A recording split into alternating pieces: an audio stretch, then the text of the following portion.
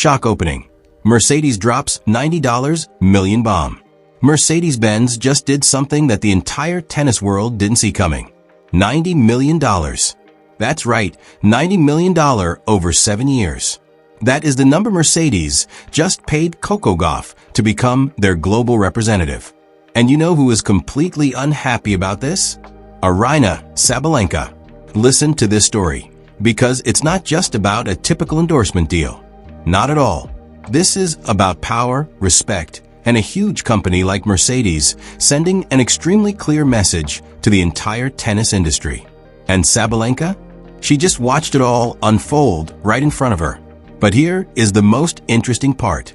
According to sources within tennis circles, Sabalenka's reaction when she heard the news was not to congratulate her younger peer. Not at all. Reportedly, her first words were, "WTF? I'm a star." What does that translate to? I'm a star too. And honestly, you can almost feel the frustration in that quote, right? Because remember, Sabalenka is the world #1 player. She has won more Grand Slams than Coco. She is at the peak of her career. But Mercedes didn't choose her. They chose Coco. And this is where the story gets completely fascinating. Because this is not simply about Mercedes paying more money. This is about them understanding something that BMW, Coco's former partner, didn't. This is about a company truly seeing potential, not just looking at the current rankings. The $90 million breakdown. Why this number is insane. Alright, let's talk about this $90 million figure in detail. This is not one of those typical tennis endorsement contracts. This is Mercedes-Benz, one of the world's most luxurious car brands. And they just bet $90 million over 7 years on a 20-year-old tennis player. Let me break down this number for you to show why it's so massive. $90 million divided by 7 years. That's nearly $13 million every year. Every year. For 7 years. Do you know how many tennis players currently have an endorsement deal worth over $10 million per year? Very few. And most of them are legends like Serena Williams, Roger Federer, or Novak Djokovic. But this is Coco Gauff, 20 years old, with an entire career ahead of her. And Mercedes is betting on the future, not just the present. And here is what makes this contract completely different. According to sources within the negotiation circles, this is not a standard take a photo with the car and post it on Instagram type of deal. No, this is a real partnership. Coco has a voice in the marketing campaigns. She has the right to participate in the design of special edition car models. She is even involved in product development decisions related to the youth market. Translation? Mercedes doesn't just want to rent Coco's image. They want Coco to truly become a part of the brand. And you know why this is important? Because this is exactly what BMW failed to do. BMW's expensive mistake, how they fumbled the bag. Let me tell you the story of BMW and Coco, because this is a classic lesson on how not to negotiate with a rising athlete. Coco Gauff was a BMW partner for 3 years. The initial contract was signed in 2021, when Coco was only 17 years old. At the time, BMW paid her about $2 to $3 million per year, a pretty good number for a young player. But here's the problem. In those 3 years, Coco's growth exploded. She won the 2023 US Open. She became a Gen Z icon. She appeared on Time magazine. She has over 2 million followers on Instagram. Coco's brand value increased tenfold. And what did BMW think? According to industry sources, when it was time to renew the contract, BMW offered a rate of $5 to $6 million per year. Yes, they nearly doubled it. Sounds generous, right? But here is BMW's big mistake. They thought they were negotiating with a young player who needed brand validation. They thought Coco would agree because it's BMW. They completely misjudged the situation. Because Coco Gauff is no longer the 17-year-old who needed a big brand to validate her. She is the brand. She is the one bringing value to the partner, not the other way around. And when Coco's team said no to $5 to $6 million and asked for $10+ million, how did BMW react? They walked away from the negotiation table. According to some sources, BMW executives said something like, "Who does she think she is? Serena Williams." And that's when Mercedes stepped in. What Mercedes saw that BMW missed, the genius move. Now this is where this story gets really exciting. Mercedes didn't just look at Coco's tennis ranking. They looked at the entire package. They looked at her social media statistics. They looked at the demographics of her fan base, mostly Gen Z and millennials with high purchasing power. They looked at how Coco connects with the audience authentically, without pretense. And they understood one thing that BMW missed. In today's market, authenticity is worth more than championships. Let me explain. Aryna Sabalenka, world #1, more Grand Slams than Coco. In terms of pure tennis, Sabalenka's resume is stronger. But in terms of brand, in terms of connection with a young audience, in terms of the ability to sell cars to the future generation, Coco completely excels. And Mercedes knew that. They weren't buying a tennis player. They were buying a cultural icon. So when Coco's team came to Mercedes and said, "We want $90 million over 7 years," Mercedes didn't flinch like BMW. They said, "Done." No prolonged negotiations. No drama. They understood the value. And according to reports, the deal was signed within 2 weeks. 2 weeks. BMW spent several months putting forward a low offer and eventually withdrawing. Mercedes took 2 weeks to sign $90 million. That is the difference between a company that understands the modern market and a company that is still living in the past. And you know who else is living in the past? Aryna Sabalenka. Sabalenka's psychology, decoding WTF. I'm a star. Now let's go back to Aryna Sabalenka's reaction, because this is the heart of this story. WTF. I'm a star. It sounds like a spontaneous quote from someone who is surprised, right? But let me decode for you what is really going on in Sabalenka's mind. First, the word WTF shows shock and disbelief. This is not the reaction of someone calmly accepting the truth. This is the reaction of someone who feels the world is unfair. Second, the phrase "I'm a star," literally, "I'm a star too," reveals a deep-seated insecurity. Because if you were truly confident in your position, you wouldn't need to assert it.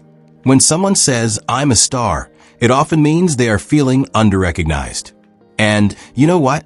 I can almost understand Sabalenka's feeling. Imagine working your entire life to climb to world #1. You win Grand Slams. You defeat every opponent. You prove yourself on the court. And then, a younger player with fewer titles gets a $90 million endorsement deal, bigger than any contract you've ever had. Can you feel that injustice? But here is what Sabalenka and many others don't understand. Tennis achievements and brand value are two different things. You can be the world #1 and still not be the most marketable. You can win the most Grand Slams and still not have the biggest cultural impact. Why jealousy proves exactly why brands choose Coco. And in the age of social media, where Gen Z makes car-buying decisions, cultural relevance matters more than tennis rankings. Mercedes understood that. BMW did not. And Sabalenka, based on her reaction, also does not. But here is the most ironic part. By reacting this way, Sabalenka is actually proving exactly why brands are choosing Coco instead of her. Because Coco handles pressure with composure. She handles success with humility. She handles criticism with grace. While Sabalenka, she handles jealousy with, well, jealousy. And brands see that. Fans see that. Everyone sees that. Let me give you a concrete example. When Coco won the US Open 2023, do you know what she said first? She thanked her opponent. She thanked the fans. She talked about how the young generation can change the world. Zero arrogance. Zero ego. Only genuine gratitude and inspiration. Now compare that to Sabalenka's reaction upon hearing about the Mercedes contract. WTF. I'm a star. That is ego. That is defensiveness. That is insecurity disguised as confidence. And that is precisely what luxury brands like Mercedes want to avoid. Because when you partner with an athlete, you are not just buying their performance stats. You are buying their image, their values, the way they represent themselves. And every time Sabalenka shows jealousy publicly, she makes herself less attractive to high-end brands. The more she complains, the bigger Coco's shadow grows in Sabalenka's mind. She is nurturing the very narrative she hates. And that is the tragedy here. The bigger shift, how tennis endorsements are changing. Now let me pull the camera back a little and look at the big picture, because this story is not just about Coco or Sabalenka. This is about a major shift happening in how brands evaluate athletes. Traditionally, the formula was simple: win championships, get big endorsements. But the Mercedes-Coco contract shows that formula is evolving. Now the formula is build authentic connection with audience, plus win some championships, plus have cultural impact equals massive endorsements. And do you know what this means for tennis?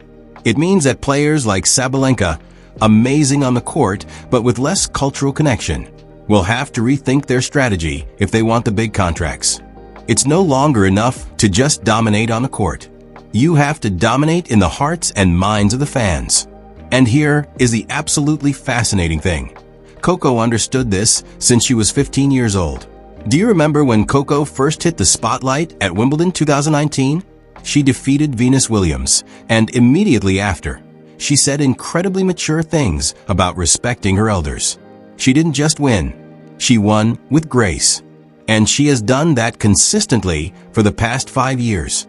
Every interview, every post on social media, every interaction with a fan, it was all calculated to build a brand that is authentic, relatable, and inspirational. That is not luck. That is strategic. And now, that strategy is paying off with $90 million for Mercedes. Lessons for young athletes. It's not just about trophies. So, if you are a young athlete watching this video, here is the lesson. Winning championships matters. But brand building matters just as much. You cannot control whether you win a Grand Slam. That depends on many factors. But you can completely control how you present yourself, how you interact with fans, how you build your personal brand. And if you do that right, as Coco has done, even if you don't have the most championships, you can still have the biggest endorsements. Because brands don't buy trophies, they buy influence. And in the age of social media, a player with 2 million engaged followers can be more valuable than a player with 5 Grand Slams but 0 social media presence. That's the reality. Mercedes understood that. BMW learned that the hard way. And Sabalenka? She is learning it right now. Think about this. When Mercedes decided to spend $90 million, they weren't just looking at Coco's trophy cabinet. They looked at her engagement rate on Instagram. They looked at the demographics of her fan base. They analyzed how Coco's posts perform. They measured sentiment analysis from the comments. That is a data-driven decision based on brand value, not just tennis performance. And that is the future of sports endorsements. Companies now have the tools to measure the exact ROI from an athlete partnership. And the data shows that authentic connection with the audience often drives more value than pure performance stats. So what is the message to young athletes? Invest in your personal brand from day one. Be authentic. Be relatable. Be someone that fans want to follow, not just admire from afar. What's next? The future for Coco and Sabalenka. So what's next for these two? With Coco, the trajectory is very clear. With $90 million for Mercedes, plus other endorsements from New Balance, Rolex, Head, and Bose, her total endorsement income could reach $20+ million per year. At age 20, that is insane. And the most beautiful thing? Coco is still hungry. She still wants to win more Grand Slams. She still wants to prove herself on the court. Success off court doesn't make her complacent on court. If anything, it makes her more motivated to justify the investment. With Sabalenka, the situation is more complex. In terms of tennis, she is still dominant. World #1, multiple Grand Slams, playing at the highest level. But in terms of brand, the WTF I'm a star reaction doesn't help. Because perception matters. And every time Sabalenka shows jealousy or frustration publicly, she makes brands less likely to want to partner with her. Because brands want the athletes they partner with to represent their values. And jealousy, resentment, insecurity, those are not the values that Mercedes or any luxury brand wants to be associated with. So, if Sabalenka wants the big endorsements, she needs to shift her approach. Stop comparing yourself to Coco. Stop publicly showing frustration. Start building your own, authentic brand narrative. Because right now, every time Sabalenka complains about Coco's success, she is making Coco's shadow bigger in her own mind. And that is the final irony of this story. The more she focuses on what Coco has, the less she focuses on building what she could have. Final thoughts. Who wins this psychological battle? So, that is the story of $90 million, a Mercedes, and two different paths in modern tennis. On one side, you have Coco Gauff, 20 years old, building an empire one step at a time with strategic brand partnerships and authentic connections with fans. She proves that in this era, cultural relevance can be as valuable as tennis championships. On the other side, you have Aryna Sabalenka, world #1, dominant on the court, but struggling to translate tennis success into off-court brand power. And her reaction to Coco's success shows exactly why she is struggling. BMW learned the expensive lesson of undervaluing a rising star. Mercedes understood the true value. And Sabalenka? She is learning that jealousy is not a strategy for getting bigger endorsements. And here is the last interesting thought I want to leave you with. In this era, it's not just about how good you are. It's about how loved you are. Not just about championships, but about connections. Not just about performance, but about personality. Coco understands that. Mercedes understands that. And that is why they are a perfect $90 million match. Now, it's your turn. Do you think Sabalenka should change her approach? Or is her reaction completely justified because she is the world #1? And as for BMW, are they kicking themselves? Or was Mercedes always willing to pay more than them? Leave your thoughts in the comments below. And if you like this kind of deep dive analysis into tennis drama, don't forget to subscribe and turn on notifications so you don't miss the next videos. Because trust me, the drama in tennis never stops. See you in the next video.